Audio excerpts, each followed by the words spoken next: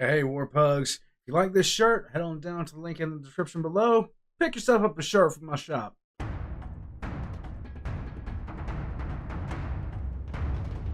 War Pugs, today we're going to be checking out some more of the operations room, and this is Desert Storm: The Ground War, days 4 and 5. This is the Battle of Medina Ridge and ultimate victory. So, guys, the air campaign we started off with. Heard a lot of stories that, some of you I know have never heard of, especially some of the stories about the nighttime runs on Baghdad, the way the war started off, everything like that. We've talked about the tank battle that happened, where it was pretty much just a complete and total wash. The Highway of Death. We've talked about how the coalition itself is moving into Kuwait City at this point. How the Iraqi Navy lost pretty much every ship it had except for 2. It has been a completely one-sided affair, and it's because of planning, it's because of logistics, and it's because of morale in a lot of ways. I've said many times that this particular military operation showed the world what technology does to a war zone, what the difference in technology does. And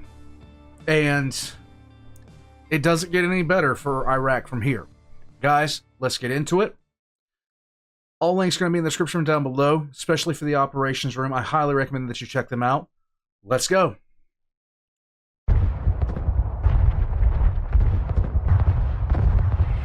I love this intro.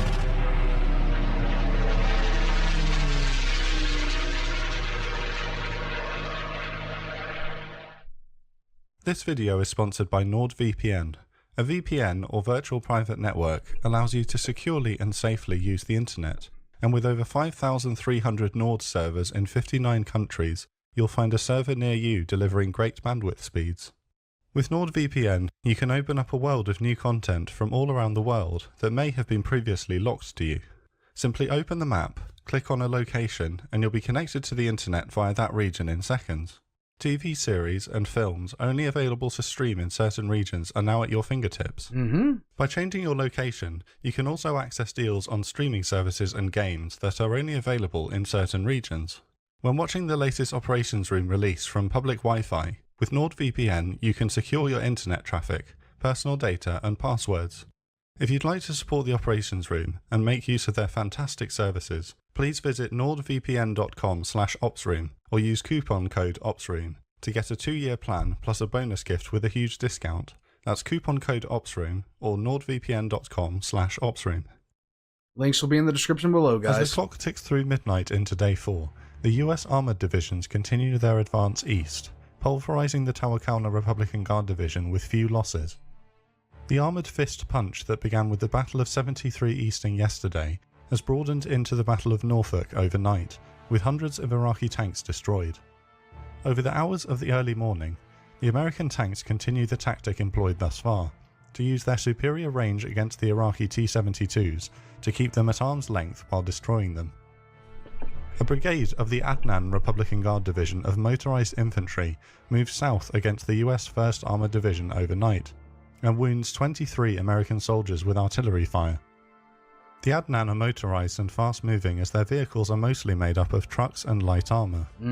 They are attacking to slow the 1st Armored Division's advance, to give their comrades in the Medina Republican Guard Division to the east more time to set up defensive positions. The US MLRS batteries launch a devastating counterattack of cluster bomblets in return.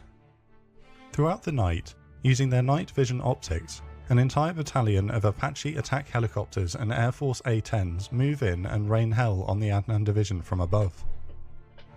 Within a few hours, their resistance has ceased, and the hastily organised Adnan Division dissipates into the night, with those unable to escape surrendering. Behind the Republican Guard, the coalition air forces continue to hammer Iraqi commandeered vehicles retreating from the Kuwait theatre along what would become known as the Highway of Death. Throughout days 3 and 4, the Iraqis have been setting fire to the Kuwaiti oil wells as they retreat. The burning oil causes a massive environmental disaster in the area. Despite the Iraqis believing that the rugged terrain south of the Euphrates Valley is too difficult for an armoured division to negotiate, the 24th Infantry Division reached their objective, securing Highway 8 east of where the 101st had done so a couple of days earlier. They blockade the highway, destroying over 100 vehicles retreating westwards, with tank and tow fire. Bedouin nomads, watching from atop a nearby ridgeline, politely applaud as tank rounds hit their targets. Despite being slow out of the blocks, the Egyptian, Saudi, Syrian and Kuwaiti armoured divisions of Joint Forces Command North have carefully advanced into Kuwait against concentrated Iraqi defences. They have successfully destroyed multiple Iraqi frontline divisions and advanced northeast towards Kuwait City itself. The Arab forces of Joint Forces Command East also advanced towards the city. The 1st Marine Division sets its sights on the Kuwait City International Airport, and the 2nd Marine Division moves towards the west side of the city to cut off any vehicles still retreating. As the sun rises, at 6 AM, the 1st Marine Division's task forces Shepherd and Papa Bear, who had held off a fierce Iraqi counterattack 2 days earlier, breach the airfield perimeter and advance across the runways towards what's left of the hangars. The fight that they had planned for never materializes. US battleship gunfire bombardment and airstrikes have reduced the airport to ruins, and the area is deserted of Iraqis. A US and a Kuwaiti flag are raised over the airport, but after consideration of political etiquette, the US flag is lowered. Makes sense. Makes sense and is the right thing to do. Demonstrating excellent political awareness, General Schwarzkopf orders all US Marines to halt their advance into Kuwait City itself. He knows how important it is to the people that Kuwaiti forces advance into and liberate their own capital. At 9 AM, Kuwaiti troops enter the suburbs of their beloved city. With the liberation of Kuwait City in sight, the other coalition war goal, to eliminate the Republican Guard as an effective fighting force in the region, is ongoing. With the battle for Objective Norfolk ongoing to their south, at just after midday, the 2nd Brigade of the US 1st Armoured Division edged forward in the haze towards the Medina Republican Guard Division. With the Tawakalna nearly finished off, and the Adnan Republican Guard Division swept aside earlier, the Medina Division are now the last organised force to stand up to American armour. Behind the Medina lies 7 Iraqi logistics sites for the Kuwaiti theatre.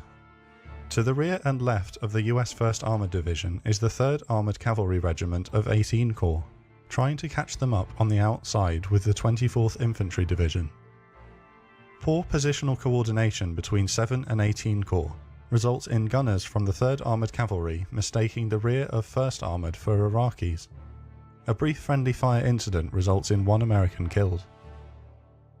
With ongoing airstrikes harassing them, the Medina have been slow and disorganised in arranging their defensive line.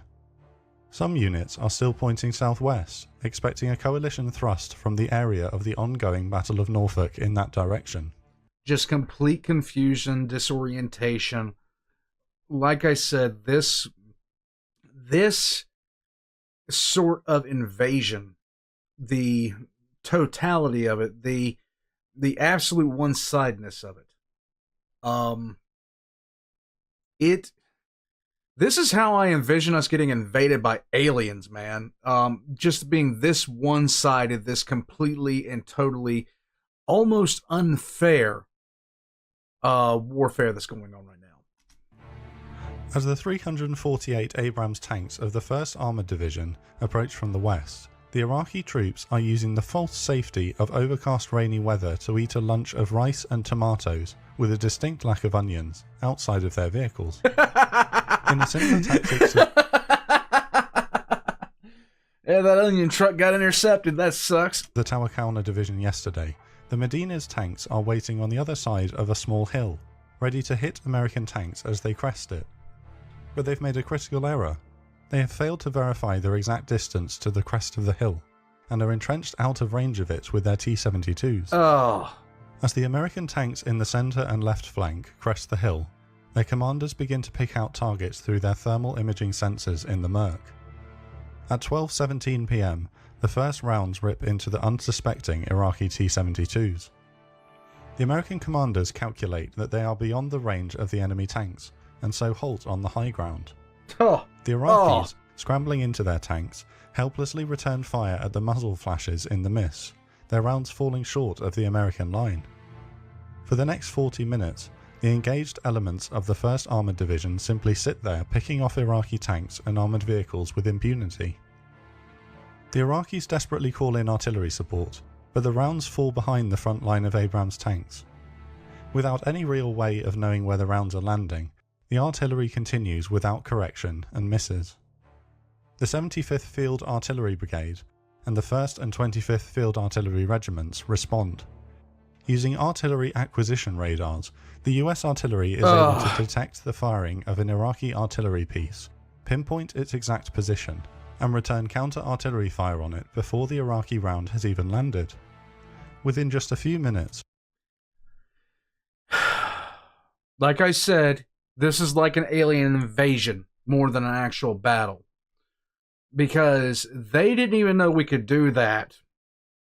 They didn't even have a clue we could do that. Not many people really did. And, yeah, we can still do that. 2 entire artillery battalions of the Medina Division have been wiped out, and the US artillery can focus its attention on the Iraqi armour. To their north, the 24th Infantry Division begin a similar attack on the Jabbar and Talil air bases, defended by the significantly weakened but spirited Nebuchadnezzar Republican Guard Division. 40 minutes after the battle began, the Medina's right flank has been completely destroyed, and the right flank of the American force is just beginning to smash into the Medina's left. In this sector, many Iraqi tanks are pointing southwest. The nearest tanks are destroyed before they can even rotate their turrets towards the Americans. Those that do fire back find that they are again outranged. Scrambled air power is now arriving to expedite the destruction. Apache attack helicopters come to hover just behind the front line of Abrams and Bradleys. This is a firing squad. It's not a battle, man. They launch Hellfire missiles over the heads of their comrades into the enemy. A-10s also arrive overhead and pummel Iraqi vehicles just outside the range of the ground forces. In the midst of the carnage, General Franks, commander of 7 Corps, flies to visit Major General Griffith, commander of the 1st Armoured Division. However, the pilots of his helicopter get lost, and they fly over the Iraqi line. What? His helicopter flies from the Iraqi lines towards the US line. With his Black Hawk equipped with stub wings and external fuel tanks, in the mist they could easily have been mistaken for a similar-looking Iraqi Mi-24 attack helicopter. Yeah? It's a miracle that neither Iraqi nor American air defences opened fire on him. The battle would become known as the You just got lost, my guy. Battle of Medina Ridge. It lasts just 2 hours, during which 186 Iraqi tanks and 172 armoured vehicles are destroyed. 4 American Abrams tanks are lost. After-action reports conclude most likely to Iraqi tank fire, but that friendly fire by the Apaches can't be ruled out. Oh my god. After the war, Colonel Montgomery Magis, the commander of the 2nd Brigade of the 1st Armoured Division, would pay tribute to the bravery of the Medina Republican Guard Division. "These guys stayed and fought," he said. In the afternoon of Day 4, both the Tawakkalna and Medina Republican Guard Divisions are now effectively destroyed. The Adnan, Nebuchadnezzar and Al-4 infantry divisions are routed and retreating. The avenue to the coast is now open, and the race is on to cut off these 3 divisions and the Hammurabi Armoured Division before they can make their escape north of the Euphrates. Airstrikes involving A-10s and 4 Apache battalions of the 101st Airborne are directed against all of them to try to slow down their retreat until 7 and 18 Corps, now struggling for fuel with the very long supply routes from Saudi Arabia, can arrive to destroy them. Like I said, it's an absolute massacre. It's a turkey shoot. The bombing and killing is merciless on the retreating and disorganized Iraqi forces, both in eastern Iraq and at the Highway of Death. General Schwarzkopf and President Bush in Washington agree that to continue the killing for the sake of killing risks the coalition losing moral authority on the world stage, not to mention the psychological effects on their troops in the merciless killing of those who can no longer fight back. They begin to discuss and prepare for a ceasefire. In the meantime, 7 and 18 Corps continue to chase east towards the coast. attempting to envelop enemy divisions. Further south, having completed their objectives ahead of schedule in the afternoon, 7 Corps Commander General Franks had planned for the British 1st Armoured Division to head northeast into the area of the fleeing Republican Guard. But after another friendly fire incident this morning, where gunners from the Queen's Royal Irish Hussars were wounded by tank shells of the US 1st Infantry Division, he makes a political call. More British troops have regrettably now been killed and wounded by US friendly fire than by Iraqis, and parading the British 1st Armoured in front of the exhausted 1st Infantry Division is likely to result in further tragedy. Accepting a change in orders with good humour, General Rupert Smith relays Frank's instructions to his troops. Advance east and cut off any further retreating Iraqis from Kuwait City at the coast to the north. Refusing to once again be shot at by allies, the British crews hoist Union Jacks and regimental colours atop their vehicles. I laugh, but it wasn't funny when it happened. It wasn't funny. There were multiple friendly fire incidents, which is bound to happen when you get someone who makes a call too quickly. And yes, more British troops died from friendly fire than actual Iraqi attacks and assaulting Iraqi positions. That is a sad statement. Like their predecessors in North Africa, the desert rats race across the desert, thousands of flags fluttering in the wind. The US Air Force is caught off guard for a special mission planned. It was their intention to dispatch F-111s to Baghdad in a final attempt to kill Saddam Hussein himself, but the war is coming to an end far sooner than anticipated. On Wednesday afternoon, a C-141 delivers a pair of 4,700-pound GBU-28 bunker-busting bombs, which are swiftly loaded onto the aircraft and sent out. The GBU-28 have been crash developed over the last 6 months. We've actually seen the Fat Electrician talking about these exact things. 2 delivered are still warm to the touch from the molten explosive material poured in by the armourers in Florida just hours earlier. At 8 PM, the 2 F-111s scream over a bunker complex northwest of Baghdad and drop their large bombs. The first misses, but the second penetrates into the underground bunker system and kills everyone inside. It turns out that Saddam was not present. While the F-111s were en route, General Schwarzkopf leaves his war room to host a press conference to the world media. For the first time, he explains the coalition's war strategy in progress up until this moment, and reports that the gates are closed to Iraqi forces retreating north. As the coalition ground forces are still racing east to try to cut them off in time, what he means is that he believes that air power alone is slowing the retreat fast enough that 7 Corps will eventually get there in time. Unfortunately, this isn't the case, and the Adnan, Nabushadnezzar, and Al-4 divisions and the remnants of the Medina escape over the Euphrates throughout the night. 7 Corps continues east into the following morning, destroying straggling units, seizing logistics areas, and rounding up prisoners of war. At 8 AM on the 28th of February 1991, the 5th day of the ground war of Desert Storm, a cessation of hostilities order is sent to all coalition forces. The Gulf War is over. There we go. Over the coming months, after the euphoria of victory wears off, questions will be asked about the decision to cease hostilities so soon, and whether the imagery of the slaughter south of Basra and the Highway of Death would have been worth the strategic war goal of destroying the Republican Guard for good. But the primary war goal for the 35 nations that mobilized against Saddam Hussein was to rid Kuwait of Iraqi forces. Thanks to an elite display of generalship by Coalition Commander General Norman Schwarzkopf and the hard work, dedication, bravery and sacrifice of the armed forces that stood together, the Kuwaiti flag rightly flies over Kuwait City.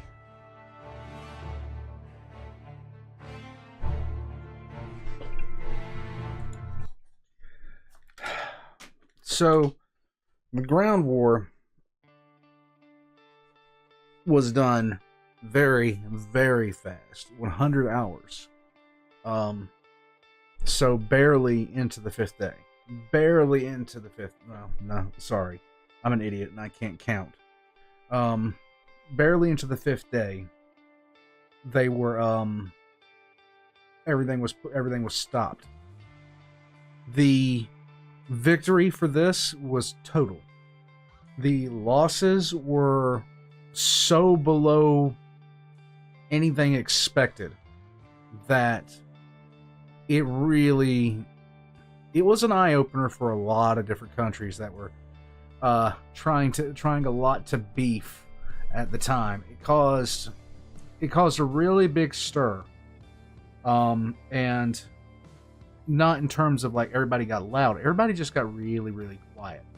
For years, there wasn't a lot of jawing off from normally belligerent countries. They weren't saying nearly as much because everyone saw what happened here. Everyone did. This was older Russian. Well, this was Russian technology versus American technology, and people were saying it was the closest thing that we would get to seeing how the Soviets would have fared against the United States. Now, this is an inaccurate statement in and of itself. Like this, if you looked at the Soviets at the height of their power against the United States military and the coalition military, it would have been far different in terms of strategy. Their approach, their everything would have been radically different. And to say that, the same thing would have happened is, arrogance at its peak. Iraq was used to fighting a particular kind of war. They were not prepared, even though a great many of the Iraqi Republican Guard had fought in Iran. They were simply not prepared for what got unleashed on them, not in the slightest. I remember hearing stories about how they would fly over different parts. When they were flying over the desert, they would see troops getting ready to surrender, and as soon as the Iraqis knew, if they saw a plane or a drone, that it was time to throw the rifles on the ground and surrender right there on the spot, because if you don't, there's going to be something on the way that is going to take you out. You're going to be done. War Pugs, the Gulf War, easily the most might not be the, but you'd be hard-pressed to find a war that was more completely one-sided than this one. This was just a stomping. There's no other way to say it. It was an absolute stomping by the coalition. After this one, Schwarzkopf was knighted by the Queen, which was kind of fun. That was really interesting. But yeah, so much of this war was just a prime example of the difference of the change that technology had made to the actual battlefield and what it meant going forward for every country in the world as far as what they were going to do, what they were going to prepare to do. War Pugs, this has been an amazing series. Thank you so much for recommending it. It was great I learned a couple of things. Like, one, Mr. General, sir, it might not be a good idea to fly over the opposing army during a time when they're actively engaged with ours. Just a statement. War Pugs, I'm going to take off from here. Check the links in the description below for Operations Room, like I asked you to at the beginning. Subscribe as a member or Patreon for early access. Subscribe in general. But I'll catch you guys next time. Get yourself a shirt. I'm out. War Pugs, I hope you have a great day.